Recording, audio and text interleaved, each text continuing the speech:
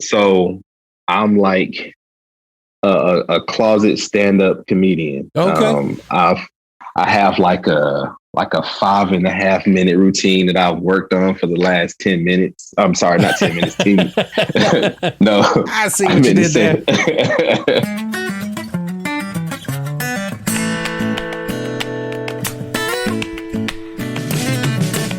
Welcome to another episode of Chewing the Fat. I am your host, Big Rob. Thank you so much for tuning in. I certainly do appreciate that. Thank you for all the likes, the ratings, and the reviews on Apple Podcasts as well. I really appreciate that. It means a lot when I get those to come into my inbox, and also all the coffees. I appreciate that too. That helps this podcast to keep going and helps me to keep going too. I'm excited about my guest for today. He is a longtime friend that I met in retail, and I lovingly call him the Tickle Monster. And I don't even remember how that started, but it is Berry Harmon. Welcome to the show. All right. Hey, thank you so much, Rob. Great to be here. Yeah, I have no idea what was the genesis of the Tickle Monster, but I'm not sure. It has lived on. It has. It's like every once in a while I get a text and it's like, "What's up, Tickle Monster?" And or I'll send you one. It's like, "What's up, Tickle Monster?" Mm-hmm. But I'm sure it was something that was needed at the time. Probably. Whatever. Yeah. Probably.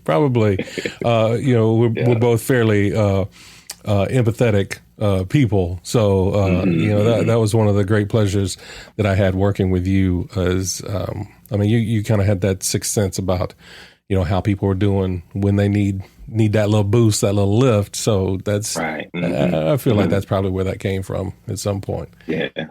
So Berry, what is going on with you right now? It's probably been 3 years since we worked together. Right. Yeah. So a lot has happened over, the 3, 4, 5 years, however long it's been. I've transitioned out of retail, went into sort of the more corporate side of things. And most recently, I made a transition to pursue a different career. I did take some time off. I know you and we've talked about, over the last couple of months about just taking care of self. Yeah. And then, your podcast really jumped out to me because, I knew that I was, dealing with some things, but also I knew that the world, my immediate world here in this area, but also just, that other people are going through something, and, what a time to really bring that out. And, I've been really sort of rediscovering who I am as a person, as a husband, as a father, as a friend. So, but it's been a great ride because, I know that my support system is strong. Have people who believe in me. And I think that's been the most important thing as I've sort of made a transition or a career change, if you will. Yeah.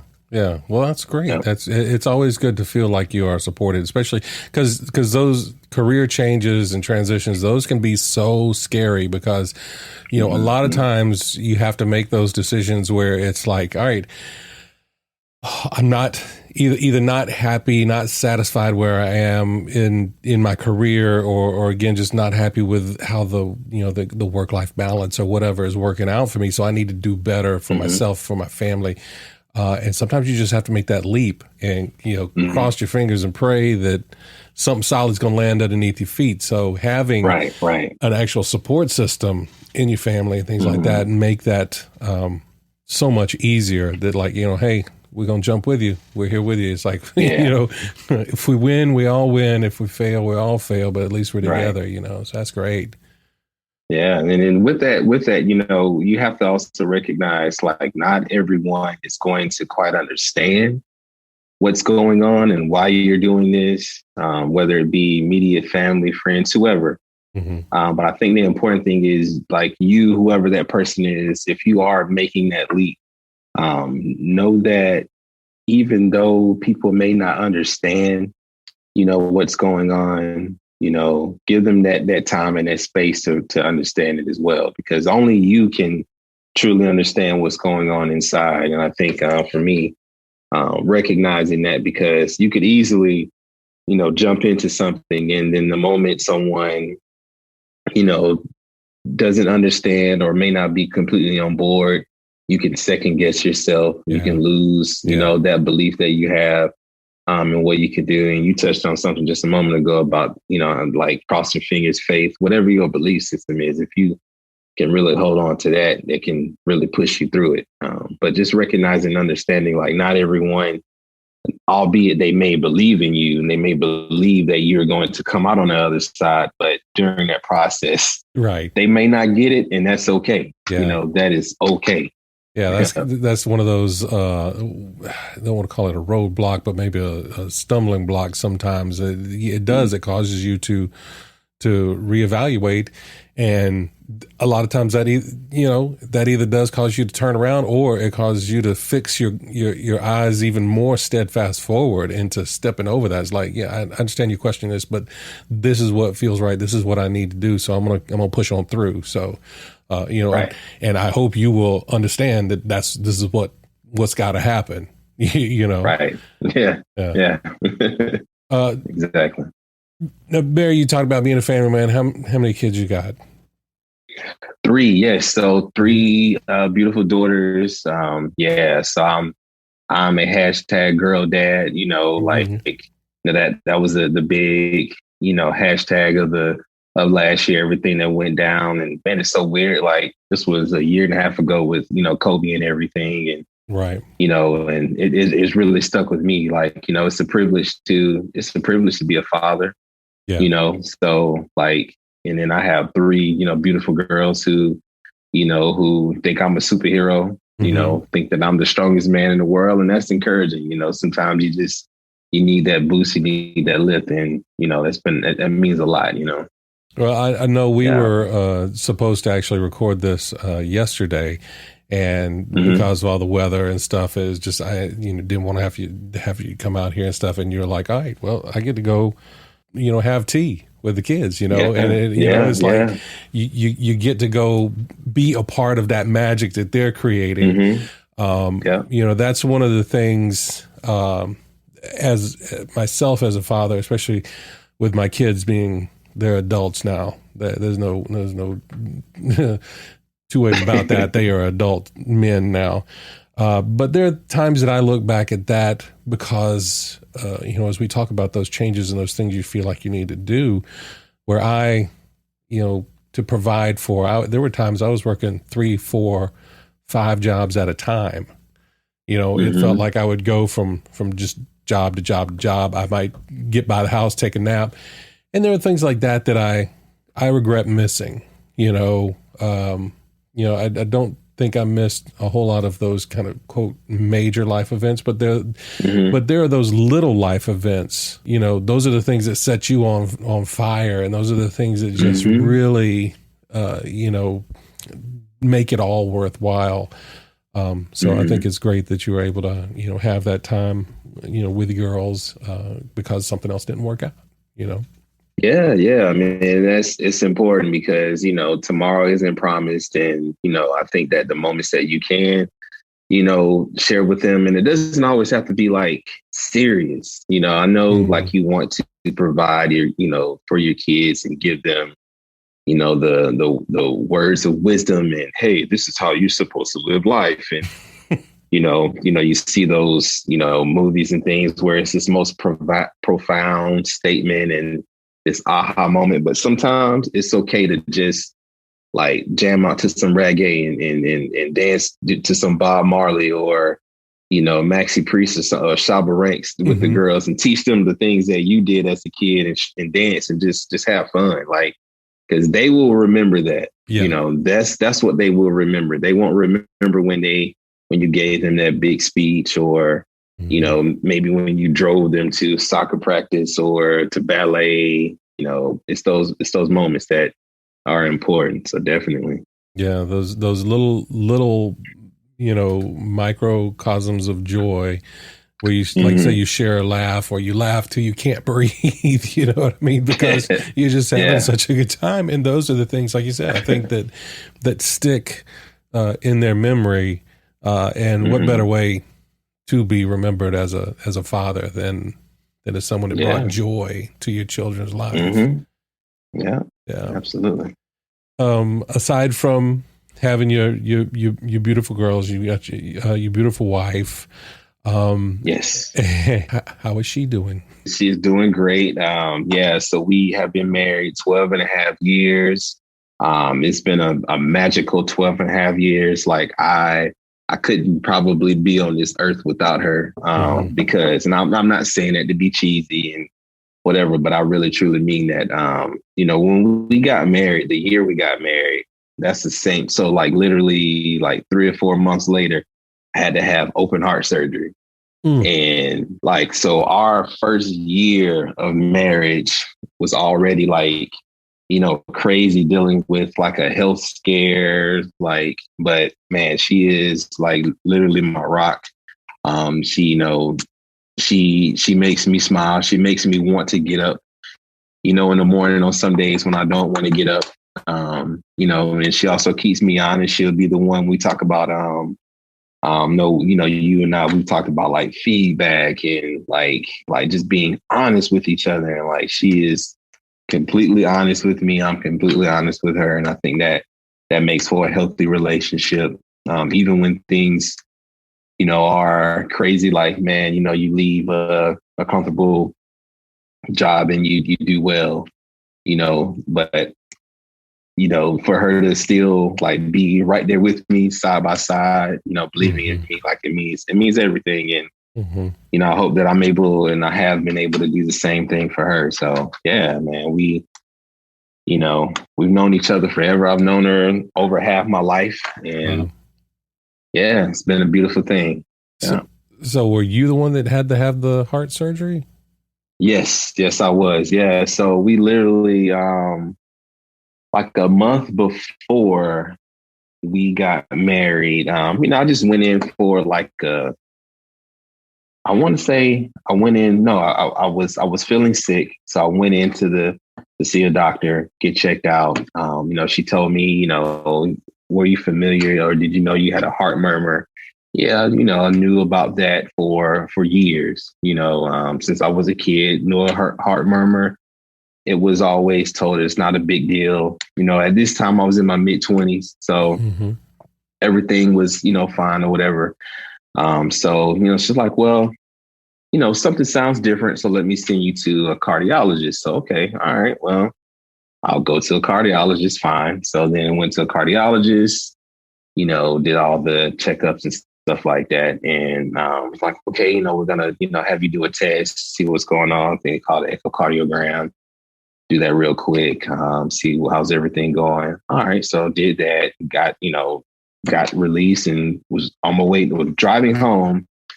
And I was on my phone with my wife, telling her about what was going on. I keep saying my wife. My wife's name is Erica. I think everybody who knows me knows that. So on the phone with Erica, and she's like, what's going on? I was telling her what all happened. Next thing you know, I got a phone call from the hospital.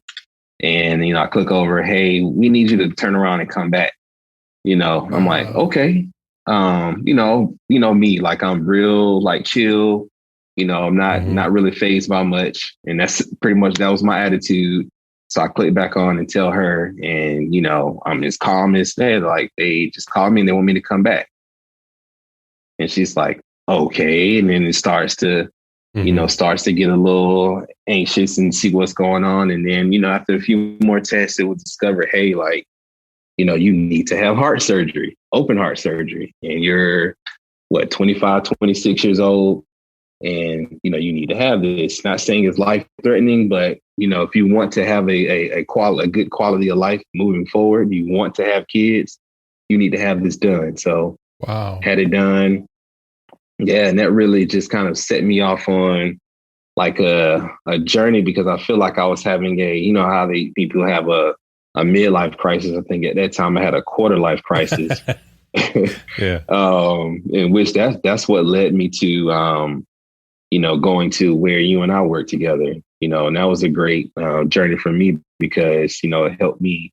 After I recovered from the heart surgery and, learn how to walk again, I was just planning on, didn't have to learn how to walk again, but it was pretty, it was intense. Like I was out for, 3-4 months, I was the youngest person on my wing because everybody else, usually are older when they have heart surgery. So I was the youngest. I had the virgin heart, as they said, and went through that, and it just kind of set me off on a journey where it really forced me to look at things like this is real. Like, life is short. Enjoy it while you're here, but also, be as positive and be there for people because you don't know what they're going through. I don't, that, I was led to have that surgery and it happened. And I'm thankful that I was able to have a successful one. When it rains, I still feel a little, weird tingling sensation in my chest. I'm not going to say old folks, but like seasoned people will say your bones, you can feel it when it rains. Yeah. Like I feel it all in my chest, but no, but I think all in all, it really helped me to realize like tomorrow isn't promised, be good to people be good to you. And it just kind of this fast forwarding to now, you see what everything is going on in the world. Like somebody has to be positive. Yeah. Somebody has to have the kind of the head on a swivel and be that light. So I just choose to do that. Yeah. Like I said, I've only known you post-surgery and the person that you are then. Do you think you were a whole lot different prior to all that going down? I mean, I know you say you start really to appreciate life, but I've only known you to appratiate life and to have that chill, cool, demeanor about you. So, I mean, was there, a time prior to that where you might not have been as chill and really not, or did it just kind of bring it into focus that this is kind of the path that you need to be on? Yeah. I think it was fine tuned. I think I've always been a very relaxed, quiet, sort of personality, pretty chill. But I think it helped me like use that and help people, or just be a good example for others. Like I know you talked about earlier about like that sixth sense. Like I think it's important that you meet people where they are. Never assume that people are just okay and understand what's going on or happy, or even sad. Like don't make any assumptions. Just, fit in where you can. Don't, cast your burdens on people necessarily. But, if you can be someone who could listen to them or just bring a smile to someone's face, or again, just don't say anything and just listen. Like there's so many people who are not heard or who have been, misunderstood. Like, I think it's important that someone or people just recognize, hey, like, you're a human being like me. You go through things like anybody else. Maybe if I've gone through something, I can help. But if I haven't, I want to learn. I want to get another perspective. And I think that's important as we, sort of navigate through life, that we just meet people where they are, accept them for who they are, but also, if there's any way we can impart or learn from them, like take advantage of it.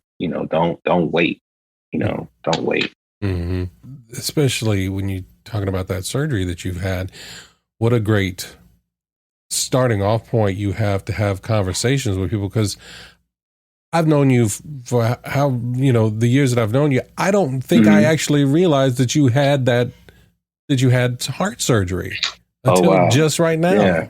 Oh, wow. Okay. But I mean, to be able to have that as, something to speak to, like, hey, at this young age, I had open heart surgery. Like you said, that's something that, more older people are going to have. So how does that, allow you to have a bridge to that gap, in speaking to older folks that, it may have gone through those things. It's like, and have something to have in common with someone. I think of our retail days and, customers that would come in and stuff like that. In being able to, to kind of, it's like, hey, we're less different than you think. We're more alike than you probably realize. I think that's just amazing, and what a testament to you and your character for being able to get through something like that, not with, a bunch of blame and things like that, but to be able to say, like you said, to refocus and say, these are the time we have. These are the minutes that we have. These are the breaths that we have. These are the heartbeats that we have. Exactly. This is it. Literally, these are the heartbeats. Absolutely. Yeah. Because you just don't know. Like, I wish I could go right now and go run a marathon. I have to, of course, ramp up for something like that. But at the same time, like, if someone is going through something, I have something that I can, like you just mentioned, like I can empathize, I can relate, I can have a conversation with, no matter, what you're going through. And from a health standpoint, like I've, been in the hospital for a week and have been, confined to a bed for weeks on end. And I know what it's like. And just, it's crazy because, these like keep coming back to these times, you have so many people going through so many different things. Mm-hmm.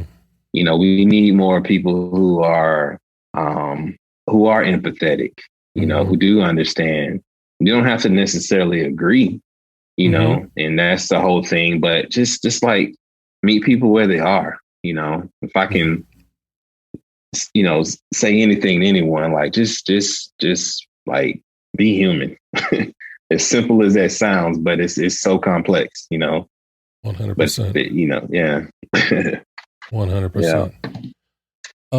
So Barry, what do you do? I know you talked about music and dancing and singing reggae. What do you do to unwind? What do you do to relax? Is music a big part of your life? I wish I could sing, but music is a big part of, the Harmon household. We love to play music, all different types of music. I'm a big, right now I'm listening to Krugman. Mm-hmm.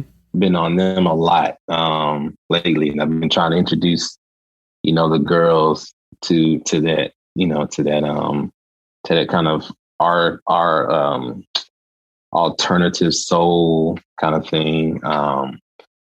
Growing up, used to draw, and you kind of, you pushed me to start a little photography business on the side, and I was doing that for a little while, and of course, life happens, and we, kind of go in and out of those things. But, for fun, spending time with family,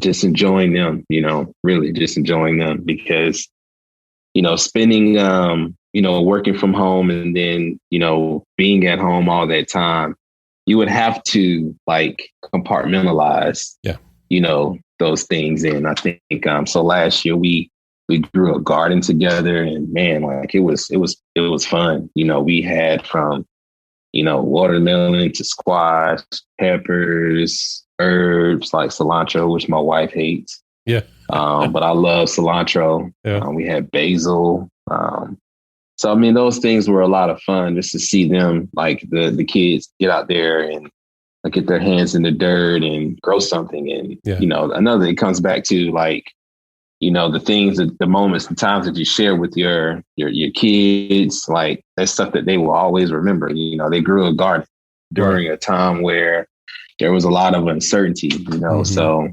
when things are like, don't seem like they're going that great, like, look at us, we're, planting and growing and cultivating things. So yeah, important. Yeah.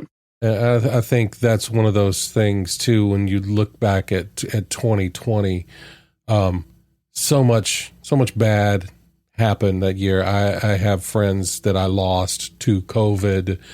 I have friends that were, put in jail just because they were standing up for what they believed in. With all of the bad and the negativity and the mean hatefulness of stuff that was going on. I think it's amazing that there were times where even in that it brought your family closer together, doing something y'all probably would have never ever done before. You probably would never on the list of building a garden was probably never on the list, but it's like, well, we're here. We want to stay safe. We want to do, you know what? We've got this time. Let's take advantage of it. exactly. Yeah. Yeah. And that was a lot of fun. You touched on like, so much, good has come out. And I know it's probably not the, the best thing to say at this time, but, a lot of good did come out of, this past year for a lot of people. I won't say, that there were some scares and some things that happened on, my side and everything. But all in all, I think it has made a lot of people more aware of who's in their household, who's in their close circles, and who's around them. I think that if we hold on to that, we keep, pushing for, just like let's make a true connection with each other. Let's put aside all the negative things, like, turn the TV off. If you need to turn your phone off, if you need to go meet up with someone, of course, be safe about it, but do it, do it.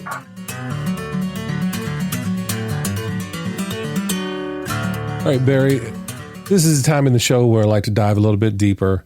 As someone myself who deals with depression, I try to be that positive person. I try to be the light. I try to not get stuck in the mud, but in those dark places. But it happens to all of us, and that, I think, is one of those, again, things that we can all share as humanity.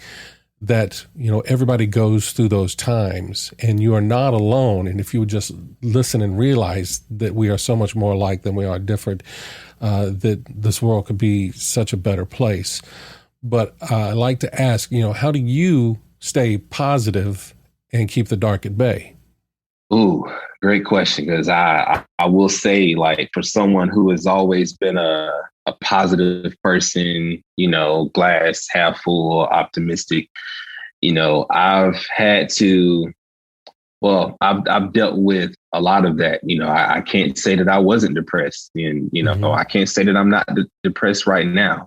But I think for me, like, saying that out loud, is a huge step. To get a little deep, like, within and I'm not saying this because the Black community is not this monolithic, thing, but, in the Black community, like mental health, depression, a lot of that is, what's the word I want to use, sort of pushed aside. You have to just, pick yourself up and keep going. Don't show any weakness, but there is strength in, showing that you actually do have a weakness or a blind spot, or you're just dealing with something. I don't even want to call it a weakness because it's just life, So for me, it's, vocalizing that, whether it's to my wife or a friend, like doing something like this. Like 2 years ago, I would have never thought that I would be sitting down talking about ever having moments where it got dark, like sitting. So the way it's set up in my house, like my little office area where I work, it's in this small little, like 4x7 or whatever. And you think about it, like, man, that's kind of a, you're kind of in your own little cell, and you're stuck there for 8-9 hours. You can get up and, fortunately, of course, you can get up and go use the bathroom, go eat, whatever. But, when you're in that space, like getting outside, going for a walk, that helped me a lot, or does help me a lot. Just getting out, going for a walk, clearing my head, not allowing myself to get too lost in my thoughts, but also, reaching out for help. That's a big thing. I haven't started therapy, but that is on, like, that's on the table, and more so on the table. Like, it's something I'm going to do. It's get that added or additional support. So I think the biggest thing, though, is just not like recognizing that you're not alone. You're not by yourself.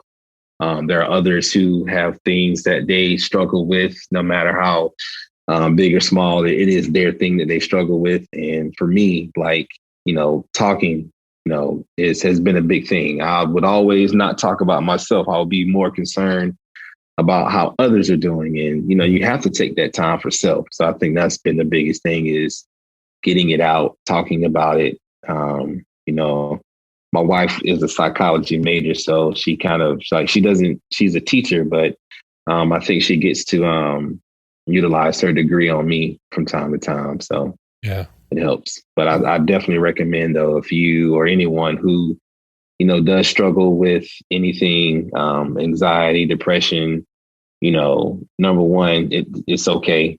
mm-hmm. We're here for you. We'll support whatever you need. We'll listen. But the big thing is, like, don't let it go undetected, or don't try to, at least tackle it. Yeah. If you will. Yeah.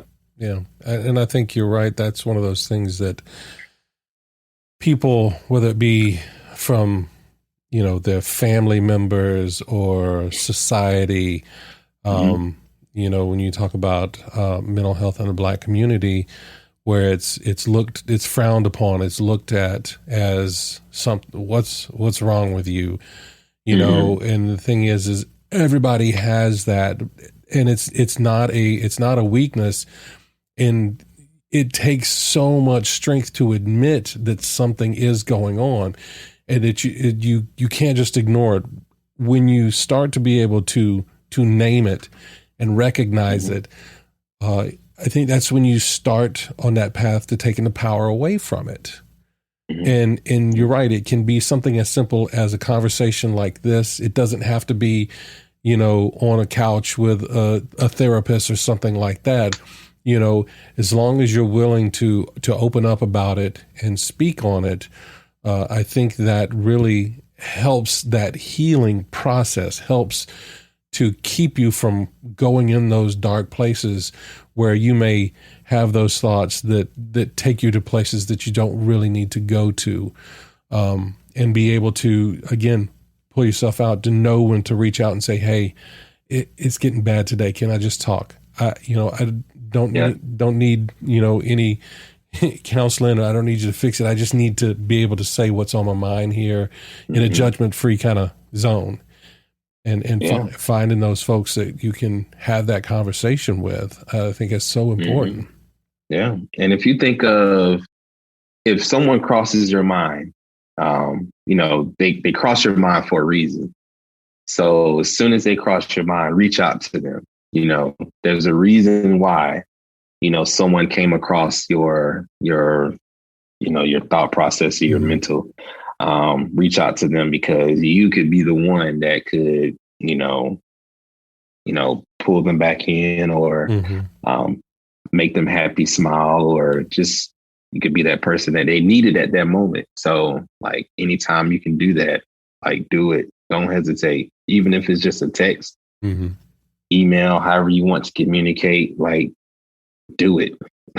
I am 100% a proponent of that. It happens to me all the time. It could be somebody I ain't thought of in years, and they cross my mind. The first thing I do is I'll look to see if I have their number still in my phone, and be like, "Is this you still?" Yeah. Hey, cool. Well, you crossed my mind. I just wanted you to know that I was thinking about you. I hope things are going good. That's it. Whether they respond back or not, you've responded to the universe telling you that, that there's somebody that needs a connection. Yeah. And I think if more people were sensitive to that, I think that's another one of those things that really help people when you get that, that text or that call or that message or whatever out of the blue. Because, they don't know what you're going through, but something, vibrated to let them know, hey, reach out. Yeah, we're all connected. So just trust it. Yeah. Take the time.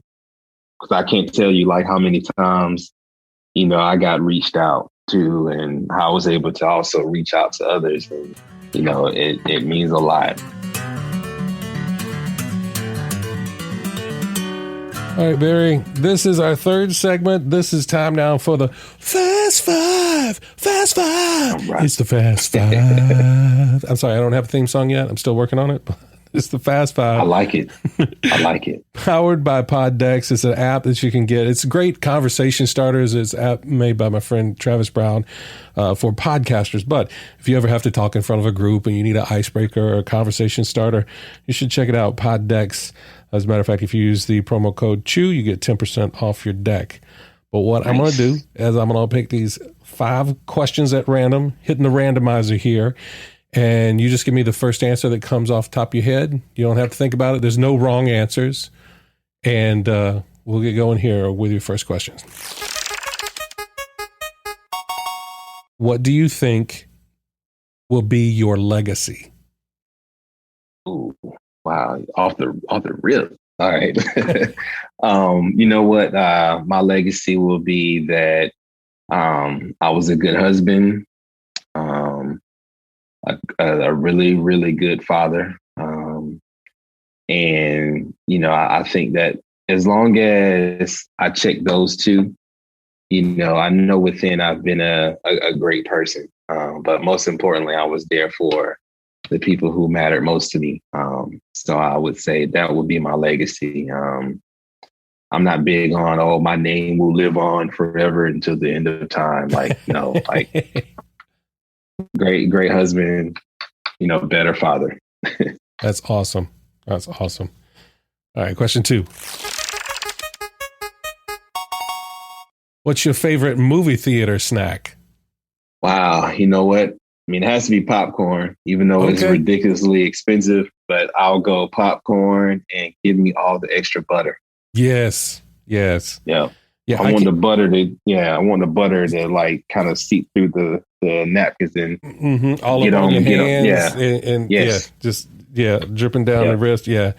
I can't go to a movie without popcorn. It's like something. It's like I can't concentrate for. The movie doesn't make sense all of a sudden. Right. Exactly. Yeah. All right, and here we go. Question number 3. Who inspires you most, and what qualities do they possess that inspire you? Oh, wow. Man, these are tough. So my wife, Erica, she actually, you know, she really does inspire me. She is my best friend. You know, she's just a very strong person, even when, you know, not to like reveal too much about her, but sometimes like even when she doubts herself, like she still pushes through. And like she is a very a strong mind person. I would like to be more like that sometimes, but you know, she has such a conviction about, you know, certain things, and you know, it inspires me to stay, you know, be steadfast in what I believe in too. That's awesome. That's awesome. Yeah, promise I'm not trying to get cool points with her, but I mean, I don't want to say it sounds like you might be trying to get that doghouse and be like, let me go, Rob, let me go on the podcast. Erica's mad at me. No. Oh, man. All right, number 4. If your office had show and tell for adults, what thing would you be proud to display? Ooh, man, I'm like a closet stand-up comedian. Okay. I have like a 5.5 minute routine that I've worked on for the last 10 minutes. I'm sorry, not 10 minutes. 10, no, I see what you did there. But no, I have a routine that I've had for like 10 years. You know, I doubt that the world will ever see it, but if I had to do like a show and tell, it would be that, or I can do some certain voices, like impressions and impersonations or voices. Okay. You know, that's probably like maybe somewhere down the road. You know, if you ever need somebody to do voiceovers or something, you know, holler at your boy. I will. I'll do that. All right. That's great. Now I want to hear your 5 minute set for sure. Oh man, we'll have to record a separate episode of you just doing a 5-minute set. Well, let me work on that. Oh. But there's a clean version, and then there's a. All right, question number 5. What was the last book you read? Oh wow, man, I will, shamefully say I don't read a lot. As far as books, but the most recent one I read was Lecrae book that he came out with about 4 years ago. From top to bottom, that was a really good book by Lecrae. Unashamed by Lecrae. Awesome. What did you like so much about that? I mean, you're a fan of Lecrae.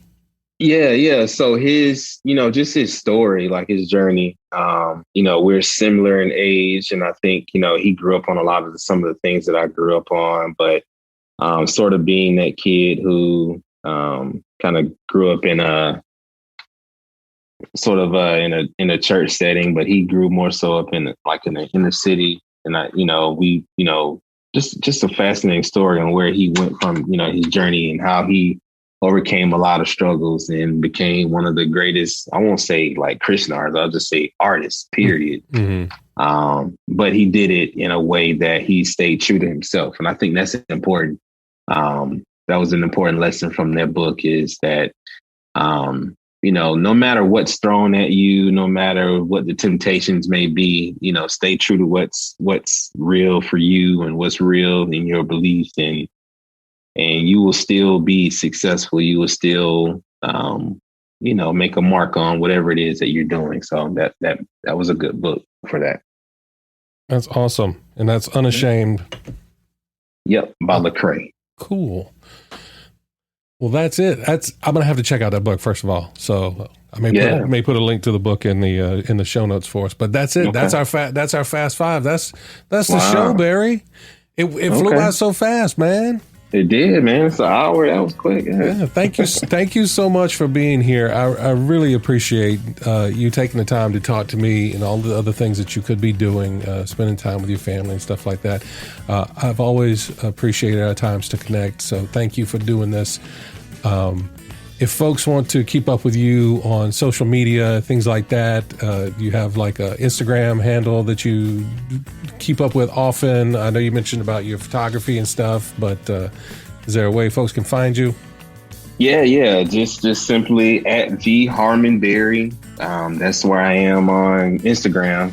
That's how you can find me. Yep. That's it. You never know. Somebody might need to reach out and to be able to, just connect, or maybe you cross their mind, and so they need to let you know that they're thinking of you, and that's Berry, Berry. Correct. Right. Yep. Thank you. I'll put the link. I'll put the link in the show notes for that as well. Barry, thank you so much for being here with me today. I really appreciate it. Yeah, it was my pleasure, man. Thank you. And I'm, like I said, when you first dropped the Chewing the Fat podcast, I shot you that message on that Saturday. I had to stop what I was doing. Like, man, I'm so proud of you. Like, the logo was so cool. I was just so proud, because I know we've talked over years about, venturing out and doing things, and like that was inspiration. That was inspiring. I do, love it, man. Thank you so much. Thank you. I appreciate that. You can find out more about Berry on the website at chewingthefatbr.com. If you would like to support this podcast, you can buy me a coffee there as well. And I look forward to seeing you here next time when we can sit a spell and chew the fat.